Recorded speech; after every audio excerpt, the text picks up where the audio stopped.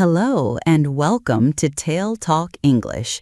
Today's story is inspiring, emotional, and full of hope. It is about losing everything you thought was safe. It will also help you improve your English listening and vocabulary through simple conversations and real-life emotions. As you listen, pay attention to the simple vocabulary, natural conversations, and useful English expressions. They will help you improve your listening and speaking skills. Now, let's begin today's story. I still remember the exact morning when my life began to change.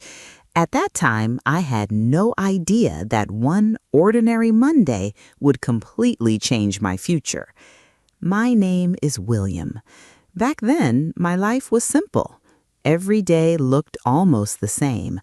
I worked as an assistant manager in a small office downtown. The salary was not amazing, but it paid my bills. I rented a small apartment, bought simple food, and lived a quiet life. I believed that was enough. Every weekday, I woke up at 7 o'clock. I drank a quick cup of coffee, got dressed, and hurried to work. Nothing exciting ever happened. I thought my future was already planned. I was wrong. That Monday morning, the sky was gray. Dark clouds covered the city, and the air felt cold and heavy. I arrived at work 5 minutes late. Normally, nobody cared, but that day was different. As soon as I entered the building, I saw my boss standing near the entrance. His name was Mr. Reynolds. He looked serious, even more serious than usual. "William," he said quietly, "please come to my office." Something felt wrong. I followed him without saying a word. When we entered his office, he closed the door behind us. He sat down and looked at me for a few seconds. Then he sighed. "We're making some changes in the company." I waited. "I'm sorry," he continued. "Your position has been removed." For a moment, I couldn't understand what he meant. "My position?" I asked. He nodded. "We have to reduce our staff. It isn't personal, but today will be your last day." The room suddenly felt very quiet. "I don't understand," I whispered. "I've worked here for 6 years." "I know," he replied kindly. "You've always worked hard. This decision wasn't easy, but the company has no choice." I looked down at my hands. They were shaking.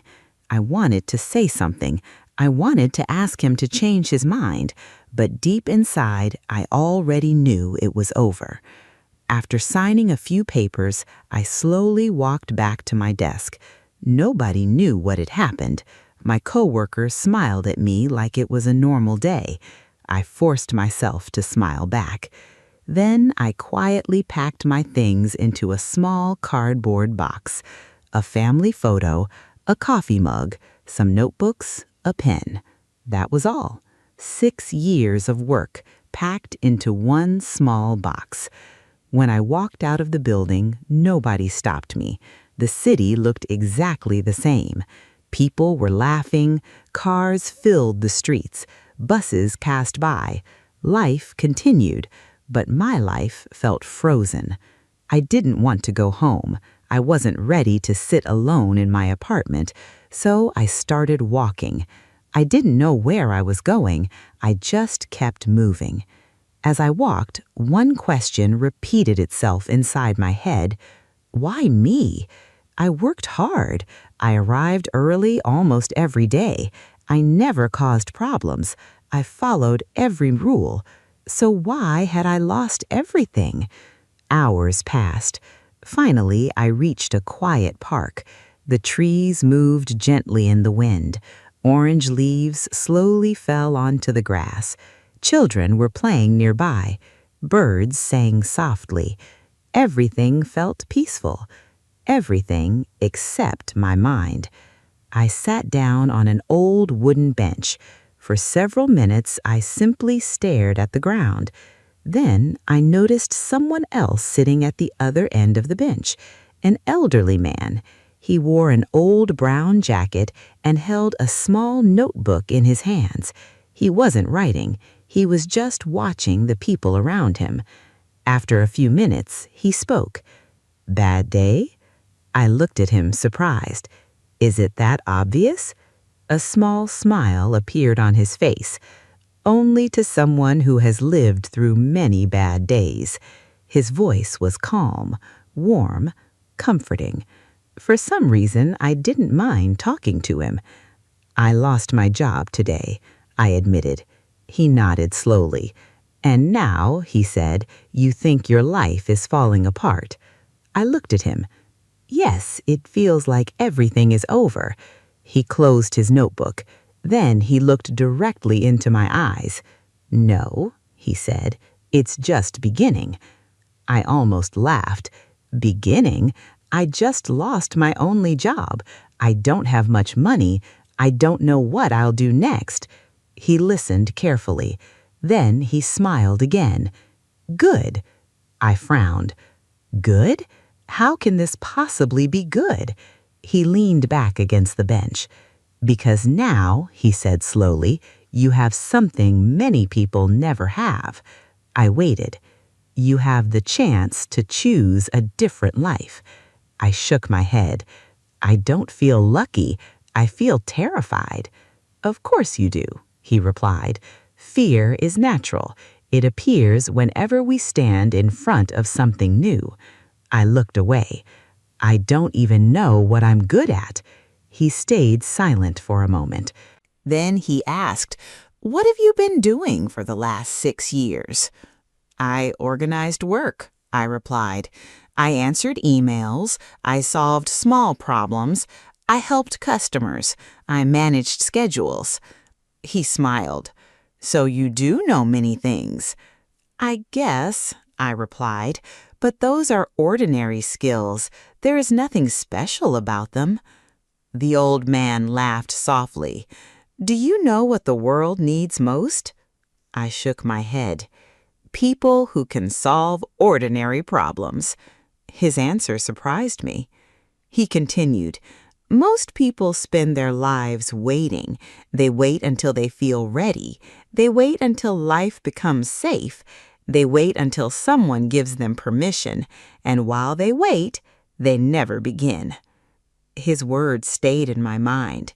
I had been waiting too, waiting for the perfect time, waiting until I had more money, waiting until I felt confident. Maybe I had been waiting for years. "What if I fail?" I asked quietly. He looked at the trees before answering. "What if you don't?" I stared at him. Nobody had ever asked me that question before. All day I had been asking myself, what if everything goes wrong? But I had never asked, what if something goes right? The sun slowly began to disappear behind the trees. The sky turned orange and pink. For the first time since morning, my breathing became slower. The fear was still there, but it wasn't as strong. The old man stood up. He placed his notebook inside his jacket. "So," I asked, "what should I do now?" He smiled one last time. "Take the next step." I looked confused. "That's all?" "Yes," he replied. "You don't need to see the whole road. You only need to see the next step." Then he turned around and slowly walked away. Within a minute, he disappeared behind the trees. I stayed on the bench for a long time, thinking. His advice sounded simple, maybe too simple, but somehow it made sense. That evening, I returned to my apartment carrying nothing but my small box from the office. The rooms felt quieter than ever before. I placed the box on the table and sat on the edge of my bed. Everything had changed. I had no job, no plan, no idea what tomorrow would bring. But deep inside me, a tiny voice whispered something new. Maybe this wasn't the end. Maybe this was the beginning. That night, I barely slept. Every time I closed my eyes, I saw the same moments again. Mr. Reynolds telling me that my job was gone. My coworkers smiling without knowing it was my last day. The old man in the park, his calm voice echoed in my mind. You don't need to see the whole road. You only need to see the next step. I wanted to believe him, but it wasn't easy. Fear is loud. Hope is quiet. The next morning, I woke up at 7 o'clock out of habit. For a few seconds, everything felt normal. Then I remembered. I had nowhere to go, no office, no meetings, no work. The apartment felt strangely silent. I made myself a cup of coffee and sat by the window. People outside were rushing to work, just like I used to do. For a moment, I felt jealous. They had a purpose. I felt lost. I picked up my phone and almost opened a job website. Then I stopped. The old man's words returned. Choose a different life. I walked to my desk and found an empty notebook. I opened the first page. For several minutes, I couldn't think of anything to write. Finally, I wrote one sentence. Things I can do. It looked simple, almost childish. Still, I kept writing. I can organize work. I can answer emails. I can communicate politely. I can solve small problems. I can help customers. I can stay calm under pressure. I can learn quickly. When I finished, I looked at the list. None of these skills seemed amazing, but together they told a different story. Maybe I wasn't starting from nothing. Maybe I already had something valuable. That thought gave me a little confidence. Not much, just enough to keep moving. Later that afternoon, I opened my laptop. I searched for office jobs. There were many. Most looked exactly like my old one. Assistant manager, office administrator, customer support. The salaries were almost the same. The responsibilities were almost the same. I imagined myself working there. Another office, another desk, another routine, another 6 years. Suddenly, I closed the laptop. My heart felt heavy. Was that really what I wanted, or was I simply afraid to try something different? I didn't know the answer. That afternoon, I returned to the same park. Part of me hoped the old man would be there. I wanted more advice, more answers. When I arrived, the bench was empty. I sat down anyway. People walked past me, children laughed, dogs chased balls across the grass. An hour passed. The old man never came. At first, I felt disappointed. Then I smiled. Maybe this was another lesson. Maybe I wasn't supposed to depend on him. Maybe I had to make my own decisions now. As I stood up to leave, I made a promise to myself. Today, I will do something different. When I returned home, I opened my laptop again.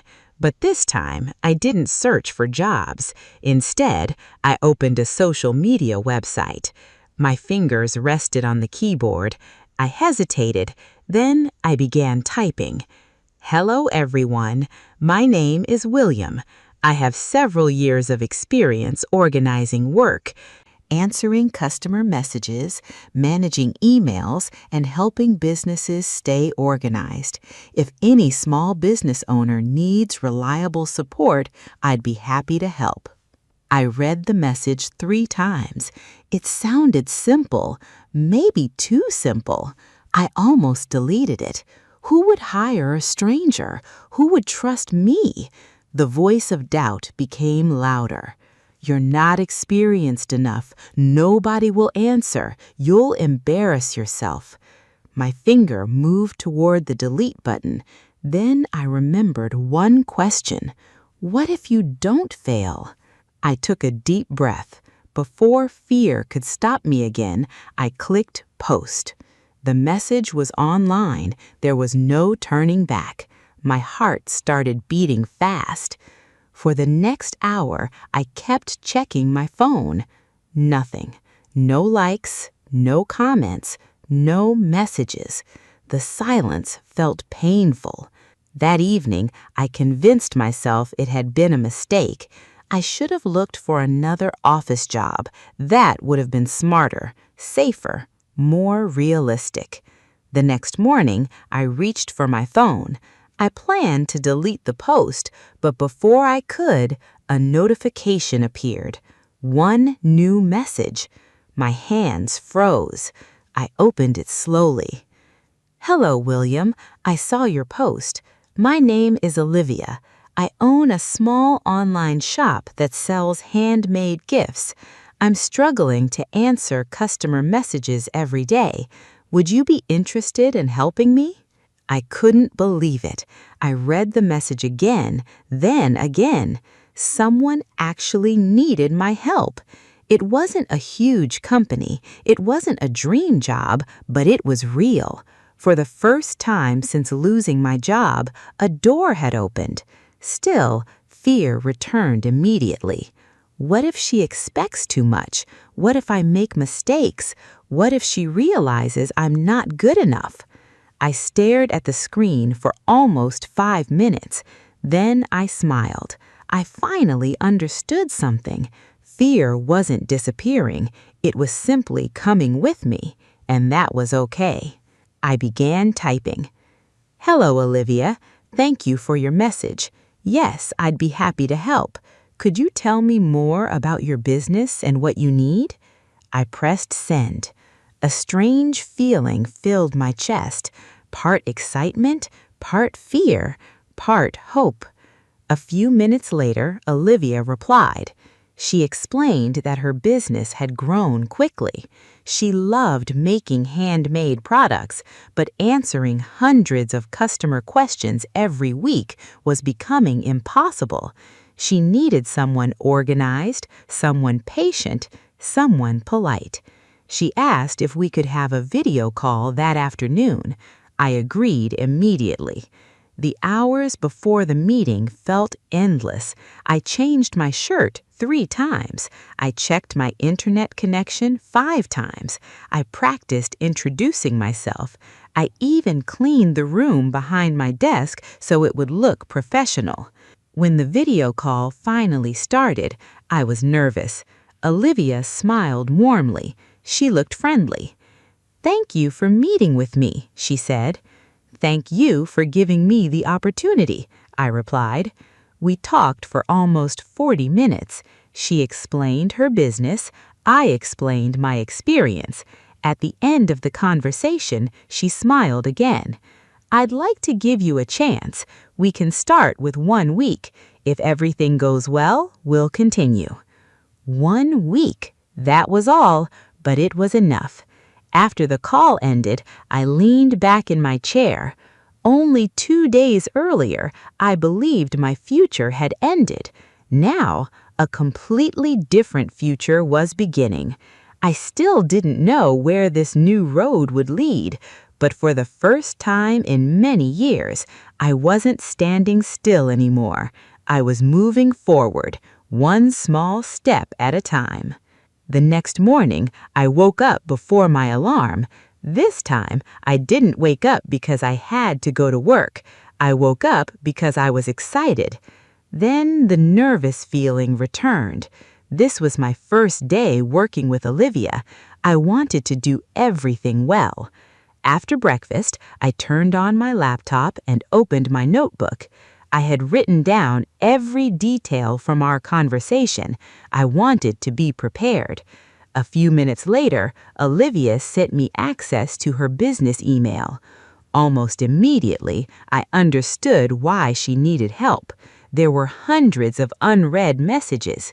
Some customers wanted to know when their orders would arrive. Others wanted to change their shipping address. A few had questions about products. I took a deep breath. "This is a lot," I whispered. Instead of feeling overwhelmed, I remembered something Mr. Harrison had said. You only need to see the next step. So I didn't think about the hundreds of messages. I focused on the first one, then the second, then the third. Hour by hour, the list became shorter. I answered every customer politely. When I wasn't sure what to write, I read the message carefully before replying. Sometimes I had to ask Olivia for advice. She always answered kindly. "Don't worry," she told me, "you're learning." Those words gave me confidence. The first few days were not perfect. I made mistakes. Once I sent the wrong tracking number to a customer. Another time, I forgot to reply to an important email until the next morning. When I noticed my mistakes, I felt embarrassed. The old fear returned. Maybe I wasn't good enough. Maybe this opportunity would disappear. But instead of giving up, I apologized, corrected my mistakes, and kept working. Each mistake became a lesson. Little by little, I became faster. I learned how Olivia liked to communicate with customers. I noticed which answers solved problems quickly. I created simple folders to organize emails. I made lists of common questions so I could answer them faster. Every day, I improved a little. At the end of the fourth day, my phone rang. It was Olivia.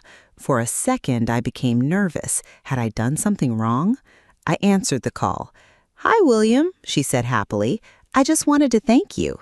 I smiled. "For what?" "Our customers are happier," she replied. "They're receiving faster replies, and I finally have enough time to focus on making new products." For a moment, I couldn't speak. Nobody had thanked me like that in a long time. She continued, "I've noticed how carefully you work. It really makes a difference." After the call ended, I sat quietly in my chair. A real smile appeared on my face. Not the polite smile I used in the office, not the fake smile I showed when I wanted to hide my feelings. This smile was different. I had earned it. At the end of the week, Olivia scheduled another video meeting. I wondered what she wanted to discuss. When the call began, she looked cheerful. "William," she said, "our 1-week trial is over." I nodded. "I know, I've made some mistakes." She laughed softly. "Everyone makes mistakes. What matters is that you learned from them." Then she said something I will never forget. "I'd like you to stay, not for another week. I'd like to work with you long term." For a second, I couldn't believe what I had heard. "You really mean that?" She smiled. "Absolutely. You've helped my business more than you realize." Without thinking, I answered, "Yes, I'd love to continue." After the meeting, I looked out the window. Only a few weeks earlier, I had walked out of an office carrying a small cardboard box. I thought my future had disappeared. Now I had a new beginning, but life had one more surprise waiting for me. A few days later, Olivia recommended me to a friend who owned a small clothing store online.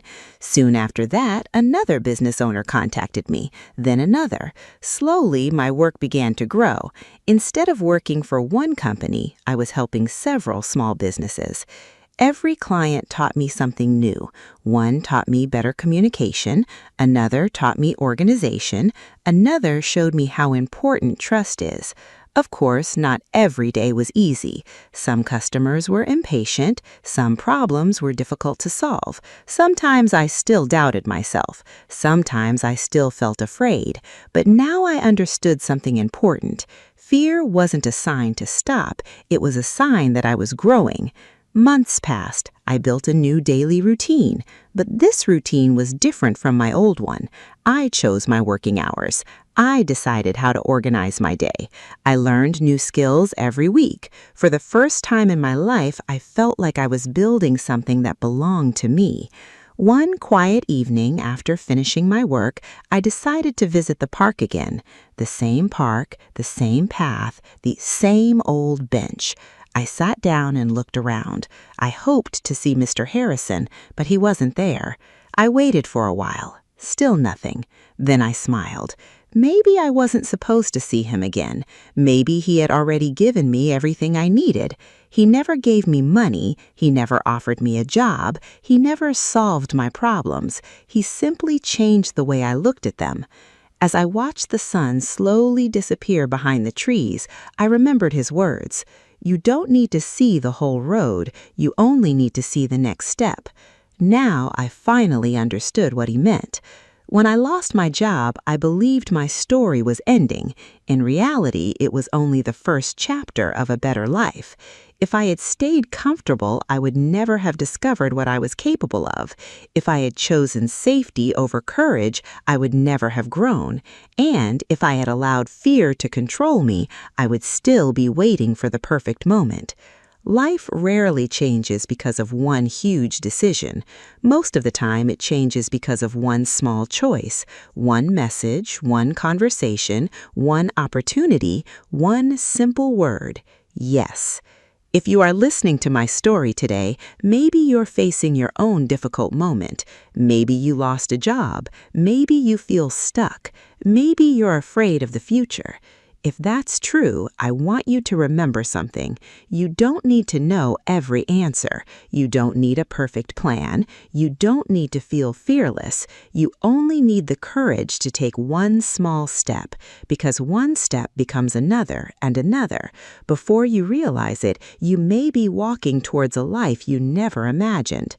Sometimes the worst day of your life becomes the first day of your best future. It happened to me. Maybe one day it will happen to you too. Thank you for listening to today's story. If you enjoyed this video and want to improve your English through simple, natural, and inspiring stories, don't forget to support TaleTalk English.